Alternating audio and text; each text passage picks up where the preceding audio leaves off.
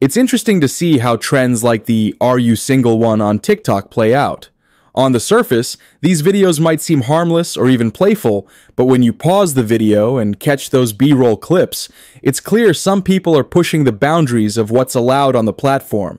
It raises a big question. Why is TikTok letting this kind of content slip through? Well, TikTok does have moderation policies, but with millions of videos being uploaded daily, not everything gets caught right away.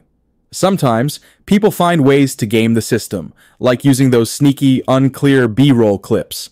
The platform often relies on algorithms and user reports to flag inappropriate content, but even then, some of it stays up longer than it should. But beyond TikTok's policies, there's the whole issue of digital footprints. People posting these kinds of videos might not think about the long-term consequences. Once you put something online, it's out there. Forever, really. Even if the original content is deleted, those who post such explicit videos may face long-term consequences.